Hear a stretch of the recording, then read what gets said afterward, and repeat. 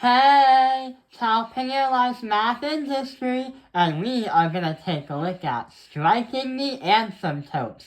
So in the past few videos, we've been talking a lot about asymptotes and the idea of rational functions. And an asymptote happens when you have lines that are dashed or dotted, and these lines that are created try to get to these lines that are dotted, but they can never ever. And we've also learned that using the denominator equal to 0 will get you your asymptotes for your vertical ones and the k value as the positive ones. But what if I told you that it's possible, and yes, it's allowed, that these lines can strike through the asymptotes? But wait. How does that happen? Because if you're trying to strive for that dotted line, and they say they can't touch, now we actually can. So right over here, we're going to try and find the y-intercept, the x-intercept, the vertical asymptote, and the horizontal asymptote. So, let's start with the vertical asymptote. So with the vertical asymptote, you equal this to 0. So x squared is going to equal -1, radical this and radical that.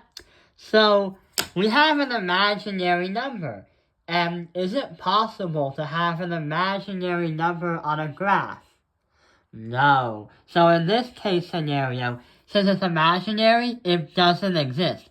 And we're looking for real numbers, so there's no vertical asymptote. How about the horizontal asymptote? Well, the horizontal asymptote is the coefficients between the first coefficients of the equation. And that is going to be y equals 1, because of 1 divided by 1 is 1. The y-intercept is going to be 0, 1, and the x-intercept is going to be -1, 0. But wait. There is something that's a little bit confusing. We have a horizontal asymptote, and we also have an x-intercept. But the thing is, something just doesn't seem right. How does this strike the asymptote? Well, what we have to do is see it on a graph. So what you saw on that graph on Desmos is very fascinating, because it literally strikes through the asymptote. And I actually put the graph on a piece of paper. But how does this follow the rules? Well, you have something that starts near the asymptote, then as you go down to touch the x-intercept, which we said earlier was -1, 0, then it goes right back up to the y-intercept, which is 0, 1, and the horizontal asymptote is this horizontal line. Then it touches the maximum, which is y equals 2. But here's to the point where we allow it to cross the asymptote. It goes all the way back down, trying to strive to that 0, 1 point, or y equals 1. So at only one time, it can allow to happen, where it can break the rules. If x is -infinity, then it can trend to 1. But also, if x is infinity, then it can also trend to 1 as well.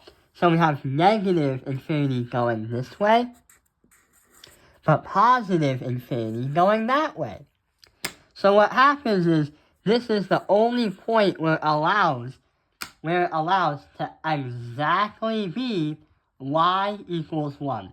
While these other points, microscopically, here and here, it will never reach it again, but eventually it will try to, but it will still never reach it.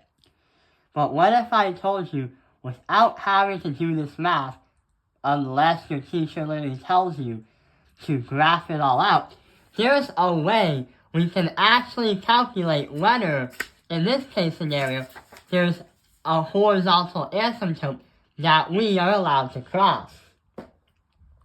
So going back to the original problem, if we set the horizontal asymptote, which we said, to 1, then we can definitely say that if this is equal to 1, then the rules apply and you can break them to the point where you can strike the asymptote. So we said 1 is going to equal x squared plus 2x plus 1, and we have to divide that by x squared plus 1. We have to find a way that if these two are the same, then it makes sense, then it can cross. So what we can do is we can simplify. So 1 and 2. What number multiplies to 1 and adds to 2? Yeah, both positive ones. So 1 equals x plus 1 and x plus 1. And then we divide by x squared plus 1. Wait a minute. There is something really cool about this equation. We have x plus 1 and x plus 1. So right over here, what we have to do is just trying to guess and check is not really going to help us out. But if we know that we can make this equation true, where we can get the equation to equal 1, we can. So what we can do is multiply this side by x squared plus 1, and multiply this side by x squared plus 1. So this and that would totally disappear. And we have x squared plus 2x plus 1 equals x squared plus 1. And then we can simply subtract x squared plus 1 and x squared plus 1 because we have combined like terms that go here, here, here, and here. So now we're off to 2x equals 0. And we're not done yet. Divide this side by 2 and divide that side by 2, and 0 divided by 2 is 0. So if we put 0 into x's, all we have is 1 divided by 1 equals 1. And 1 divided by 1 does equal 1, which means that this right here is definitely going to cross its horizontal asymptote, which looks like this one.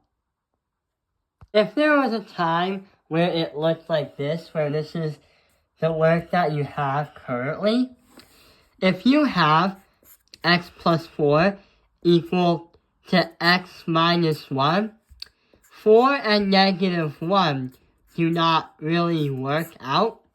Doesn't make sense. Which means this case scenario right here, if it was a function that we gave out, it's not going to cross its horizontal asymptote. So yeah, just one more thing is you can't cross a vertical asymptote. So yeah, that is how we understand how to strike the asymptotes. I hope this video has helped you understand striking the asymptotes. Thank you for watching Top Analyze Math Industry. Like and subscribe.